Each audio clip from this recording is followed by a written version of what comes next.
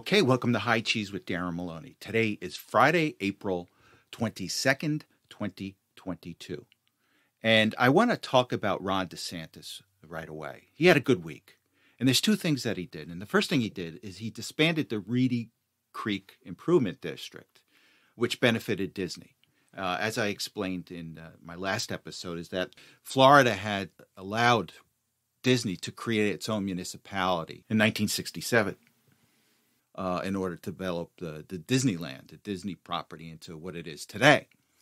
So with that said, is that they were able to create their own fire department, police department, water department, sewer department, and it allowed them to develop that land. But the most important thing in my book is that Disney was allowed to issue tax-exempt bonds to fund all the infrastructure surrounding Disney.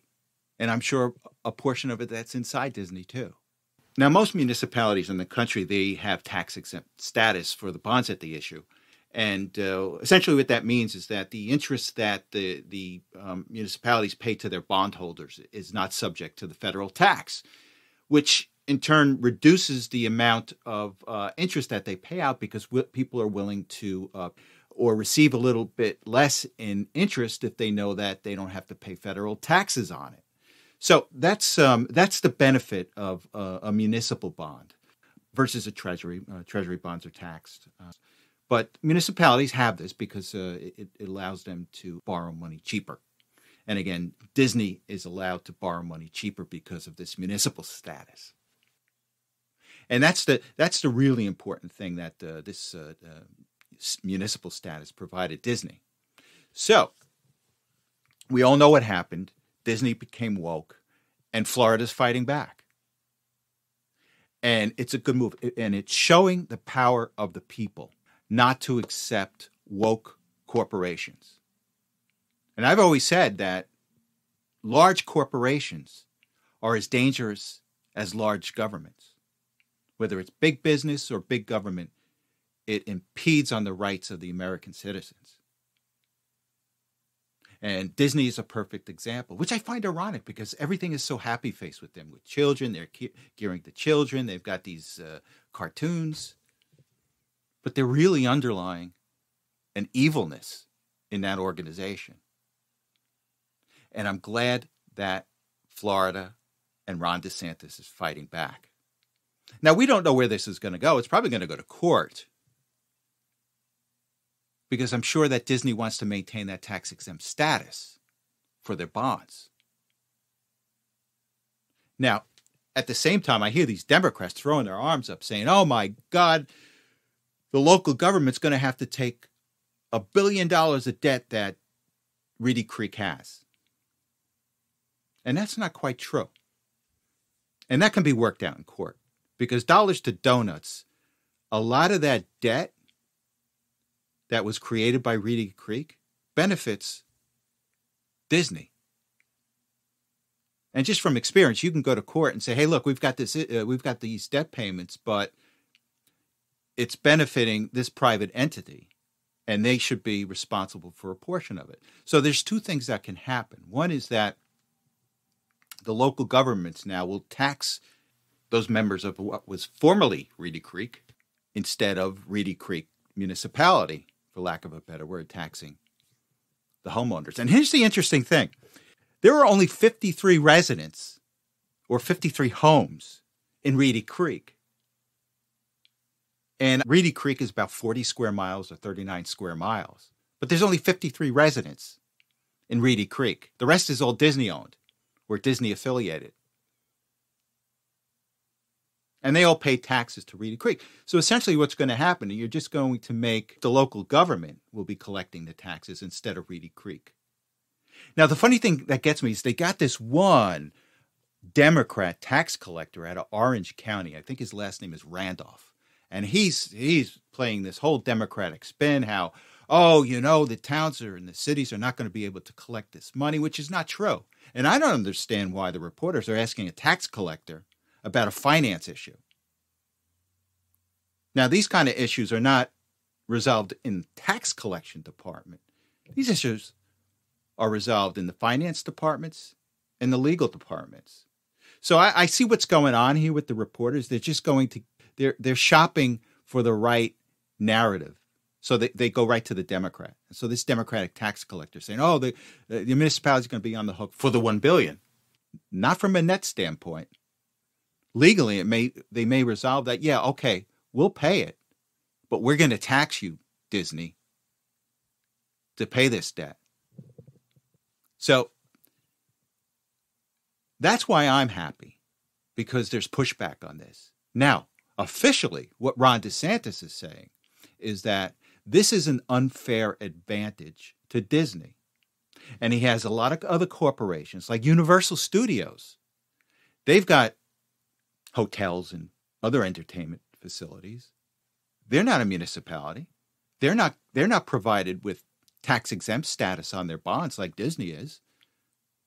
So what DeSantis wants to do is he goes, look, I am just going to level the playing field. And that's what may be litigated in court. And I think ultimately that's what's going to give. If it's litigated. I'm not sure if it's going to be litigated. I think there's a whole year to resolve this thing, the whole year to work this thing out. And I think what's going to happen is, if there's any resolution to this thing, is the current CEO of Disney is going to have to resign, Chapek. What DeSantis is doing, and again, is that he is showing the power of the people. The residents of Florida and the elected officials of Florida have every reason to push back on these woke corporations that want to dominate our lives. And it's not retribution. It's us just pursuing our values. And the interesting thing, Jenna Ellis, she was a former attorney for Trump. She came out and says, "Oh, DeSantis overstepped its bounds." I don't think so. We have every right to do this. It makes sense to both me from an emotional standpoint and from a logical standpoint. So I think Jenna Ellis is a little out of bounds here on herself by saying that DeSantis is overreaching, because DeSantis has every right to do what he is doing and push back. And I'm happy for him. And this is what we want. We want people to push back. We want our elected officials to use their powers to push back on these corporations. Now, the other thing I want to do is I want to switch and play a quick clip on DeSantis, and it has to do with the Florida Pension Fund and the number of stocks that it owns in Twitter. So let me play this clip, and then we'll come back and discuss. The state of Florida and our pension system, we have shares of Twitter. I didn't buy it. We have people that run the fund. But nevertheless, it hasn't exactly been great in returns on investment. It's been pretty stagnant for many, many years. But nevertheless, I mean, to me, I think that that's probably an injury to the fund. So we're going to be looking at ways that the state of Florida potentially can be holding these Twitter board of directors accountable for breaching their fiduciary duties. So stay tuned on that. And this is what makes DeSantis special, in a way that Trump is. He's exposing the elites and these woke corporations about their true intent. Now you think about it. Years ago, how many people that have a pension would even think about using their leverage as a pensioner or as somebody that put money into a pension to make a statement against corporations or woke corporations? Now, there may have been one or two, but how many elected officials were willing to carry that mantle? None, until Trump came along. And now we have people like DeSantis. For those people in the Florida pension, this money is your money. And you have every right to put that in places where you want it put. Now, in this case with Twitter, it's a little nuanced because the Twitter board does not want to sell to Musk because they want to stay woke. Musk is a free speech guy, but the board is not. Again, as I explained in my last episode, Twitter had banned Donald Trump, and they had also banned the New York Post with the Hunter laptop story. So again, that's what this is all about. And with DeSantis, it's about making money off the Twitter stock. He believes, and I believe too, that most people will make money off of Musk's offer to Twitter to buy the company. But it's not about making money for these woke corporations or these woke boards. It's about maintaining power. So remember, this is those that contribute to a pension or are on a pension, you have every right to determine where your money is being put. You've already had this on Wall Street. You have these woke traders. Yeah, they've started these socially responsible exchange-traded funds because Wall Street is responsible and socially responsible. And we'll be able to put the money where we want to put it, but you can't. Even though you control, or you're part of a pension system that controls billions and billions of dollars. We don't want you to know that. And that's the other thing, that these elites have done everything,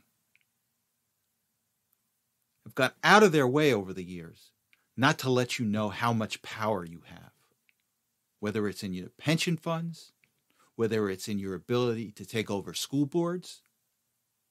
They've been doing everything to prevent you from thinking that you have any power. And again, remember, there's more of us than them. And we should cheer on DeSantis for what he's doing. Now, Kevin McCarthy has some splaining to do. Now, McCarthy is the California congressman that's been vying behind the scenes to become Speaker of the House once the Republicans take over in November. And he's been a rhino. He's somewhere between a rhino and somebody that wants to use Trump to become Speaker.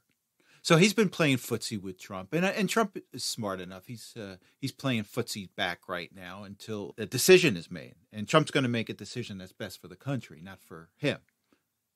Now, right now, Trump controls whether McCarthy will become Speaker of the House, because it's most likely that once the Republicans take over the House, that most of those members will garner enough votes to make anyone Speaker of the House. Who knows? Maybe it'll be Trump. But McCarthy certainly hurt himself. And it all has to do about a New York Times story about January 6th, where McCarthy denied that he was ever going to tell Trump that he should resign. So, in response to an article by the Times, a recent article by the Times, McCarthy comes out and his spokesperson comes out and says, well, we never said we were going to tell Trump that he should resign. Well, guess what happened right after that? Rachel Maddow comes out with the recording of him and Liz Cheney talking about this. And McCarthy's explicit words are, I am going to tell Donald Trump that he should resign. So, McCarthy, you want to become Speaker of the House? You got a lot of sucking up to do between now and November, or in January when they take the vote. And quite frankly, if you don't get it, I'm not going to cry for you. I think you're wishy-washy. I don't think you're strong. And I think you should probably just take yourself out of the running at this point, unless there's some political mileage that Trump can get out of you. So we'll see. It's up to you. How much are you going to grovel? Okay, I got to read this article. This is from the Just the News, and it says, Clinton campaign tries to keep memos from Durham's upcoming trial. It says here, Hillary Clinton's 2016 presidential campaign and its former top officials are intervening in special counsel John Durham's investigation, seeking to block the release of memos about its Russia research on Donald Trump on grounds that it is covered by attorney-client privilege. The requests were filed late Tuesday by the campaign, its former chairman, John Podesta, its former campaign manager, Robbie Mook, and its former law firm, Perkins Coie, coming out a month before the start of the former campaign lawyer Michael Sussman's trial because he lied to the FBI. Now, the interesting thing is Robbie Mook's response. Let me just read what it says. It says here the most interesting filing came from Clinton campaign manager Robbie Mook. Like everyone else, Mook's main objective was to claim that everything that had been done took place within a legal advice relationship. But unlike the others, Mook didn't actually claim that everything was above board. Mook's filing essentially shifted the blame onto other Clinton operatives. Mook's apparent refusal to confirm that everything was done legally might end up showcasing Mook as the weak link in the Clinton campaign's effort to cover up the origins of the Russiagate scandal. So we shall see. So now we are a threat to democracy. We are a threat to democracy to them. And all that tells me is we're winning. Now, you hear this talk again on Rachel Maddow about the MAGA group is trying to eliminate any opposition. And that's undemocratic. So you hear all this talk now about elimination and undemocratic. And it's nothing more than they realize the gig is up for them. They've lost. And they're trying to hold on to anything and everything that could give them a semblance of power. Funny thing is that the media has been in denial about being subjective in their reporting. They've always said, "Oh no, we just try to play it straight. We just think Trump's a bad person. And we're just reporting the truth on him."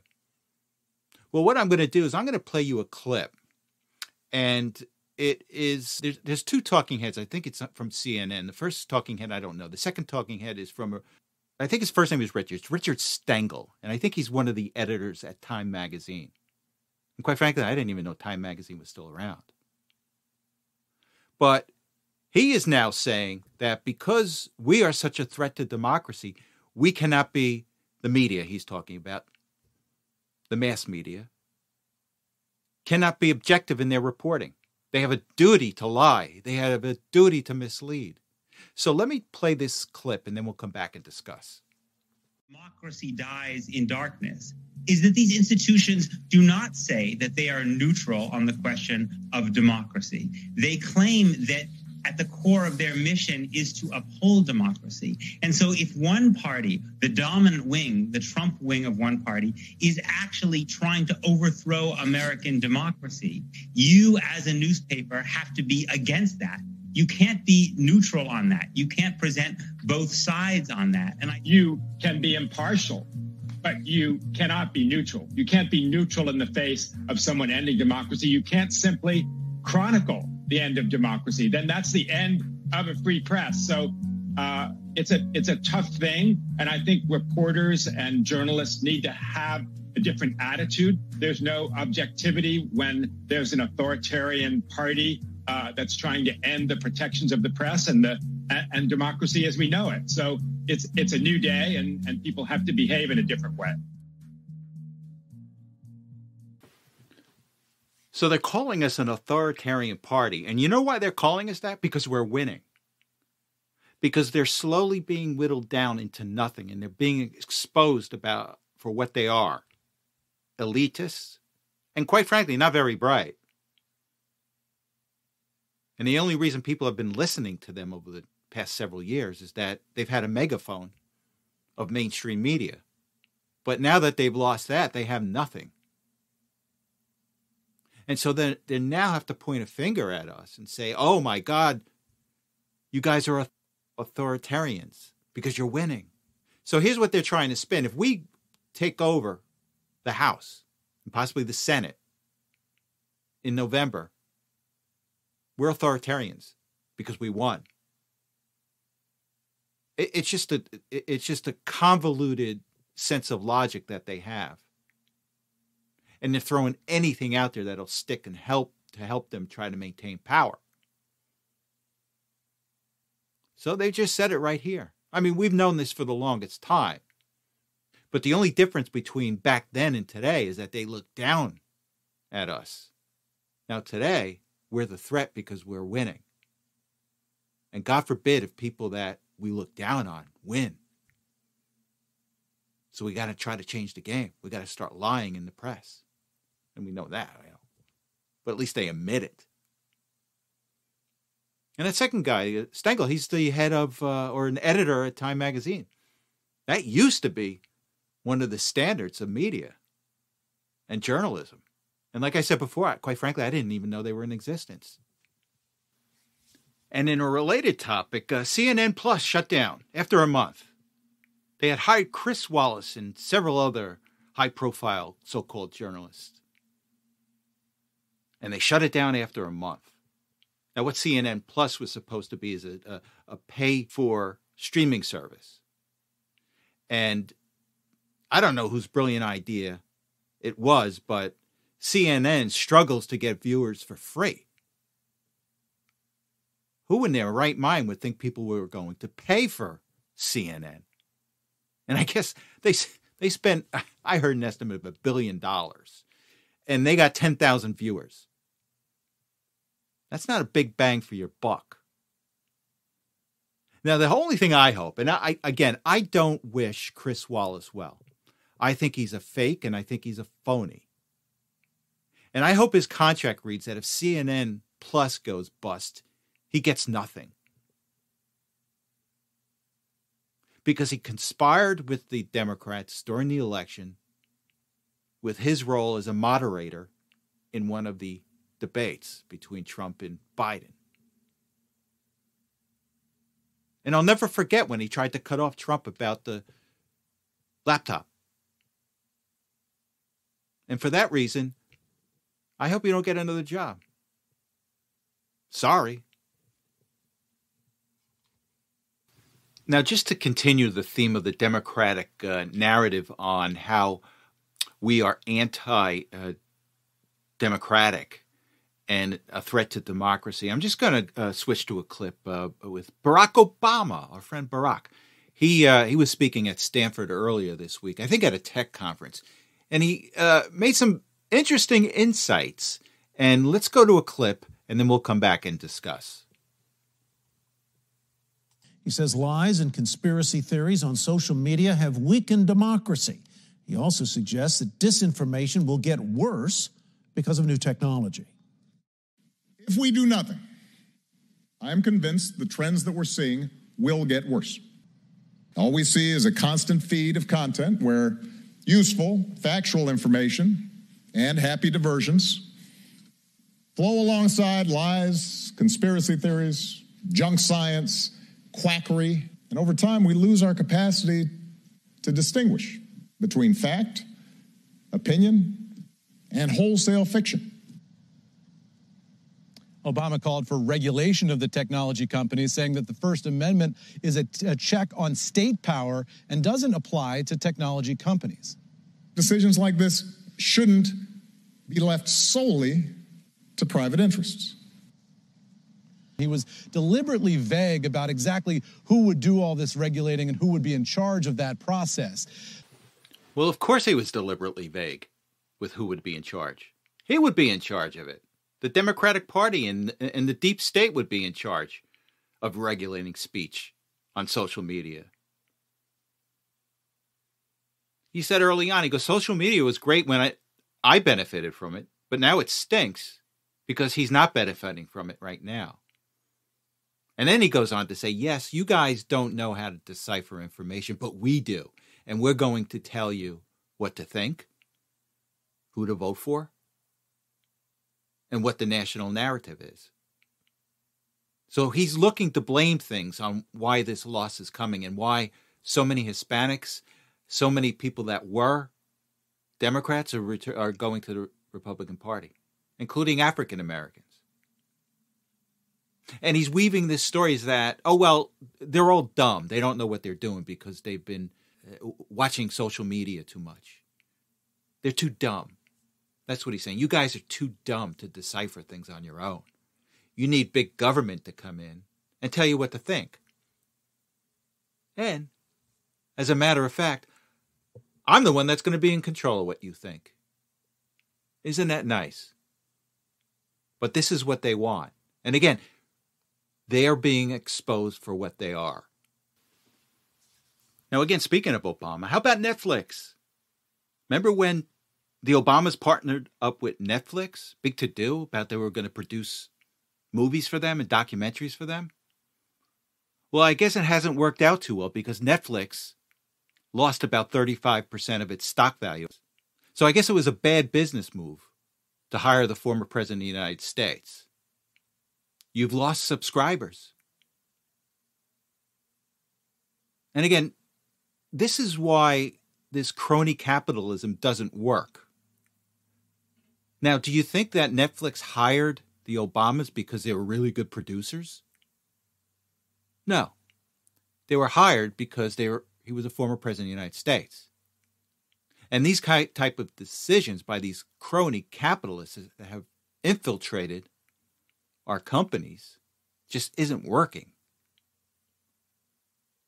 Now, you also have to add on that Netflix had put on their site this film called Cuties, which sexualized 10-year-old girls. And it wasn't that fact that they sexualized 10-year-old girls on screen. They were actually using 10 and 12-year-old girls in a sexual way. That's what's so distasteful about this. And these people that make this, and these people at Netflix, they don't think that's a problem. Well, it's coming back to bite you. Now look at Facebook. Facebook's stock has been cratering. Look at Twitter. Musk is going to buy Twitter at some point. And as I said, Twitter stock really hasn't moved since its IPO in 2013. So as is, people are sick of the Netflix, Facebook, Twitter. They want to change, and it's showing in your stock price.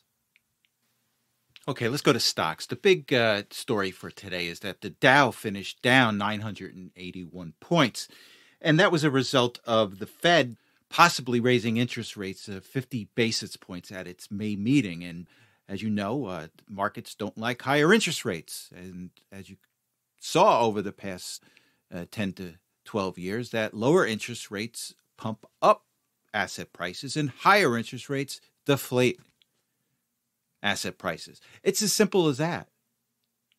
Now, you get these talking heads try to talk about this and that's affecting the markets, but it's all interest rate driven at this point. And we had earnings that came out. Earnings were okay. But again, it's still interest rates that drove this market at the very least this week.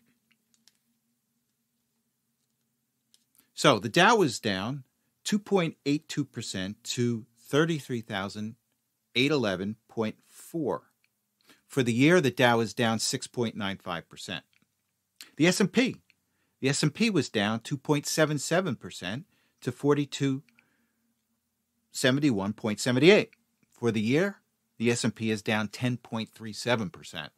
NASDAQ was down 2.55% to 12,839.29. For the year, NASDAQ is down 17.93%. The 10-year bond was down 1.3 basis points to 2.904%. And just to note that the 5-year note finished higher than the 10-year note. Oil was down 1.7% to $102.07 per barrel. That's for WTI.